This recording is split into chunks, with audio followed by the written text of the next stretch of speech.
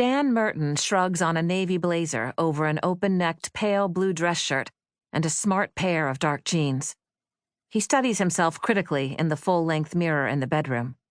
Behind him, his wife Lisa says, "Are you okay?" He smiles wanly at her via the mirror.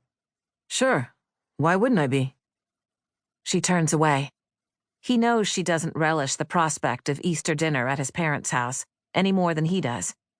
He turns around and looks at her, his pretty brown-eyed girl.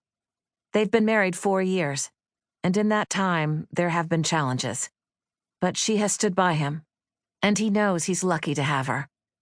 She is his first experience of unconditional love, unless you count the dogs. He tamps down a twinge of uneasiness. Their financial troubles are a source of stress, a constant subject of discussion. Lisa always talks around him, though, and makes him believe things will turn out all right, at least while she's still in the room.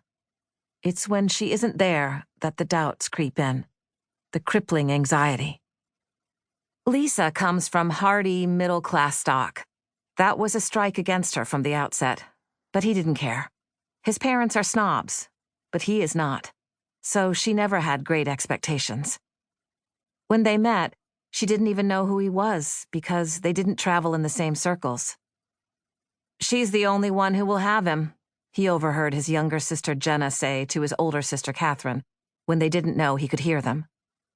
Perhaps that was true, but his marriage, at least, has been a success. They have all had to admit it.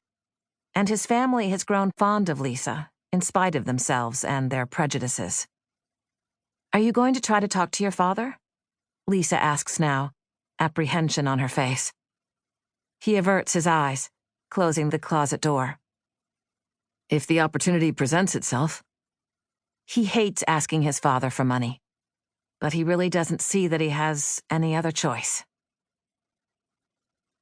Catherine Merton, she did not take her husband's surname, looks forward to Easter dinner at her parents' place every year, and all the other occasions when they gather to celebrate holidays at the lavish house in Brecon Hill.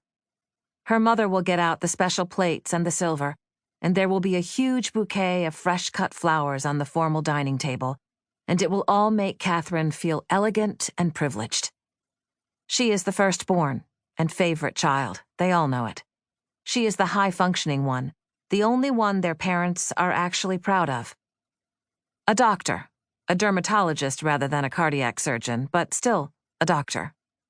Dan has been a bit of a disappointment, and Jenna, well, Jenna is Jenna.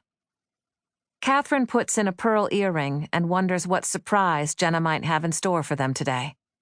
Her little sister lives in a small rented house on the outskirts of Aylesford and travels into New York City frequently to stay with friends. Her lifestyle is something of a mystery and causes their parents considerable distress.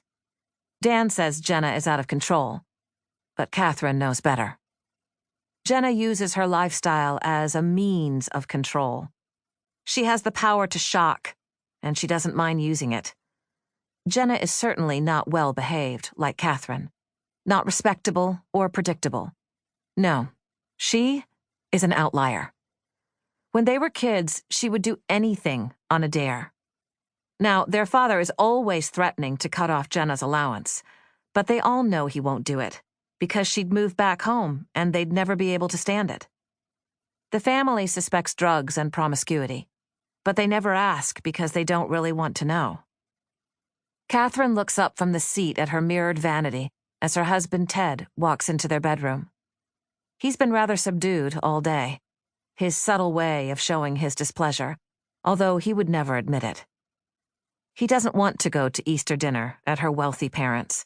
He chafes at their expectation of it every holiday. He doesn't like the tension rippling beneath the surface during these meals. "God, how can you stand it?" he always says, as soon as they're in the car heading back down the driveway. She defends them. "They're not that bad," she always replies, trying to make light of it as they speed away. Now she gets up and goes over to him and kisses him on the cheek. "Try to make the best of it," she says. "I always do," he replies. "No, you don't," she thinks, turning away.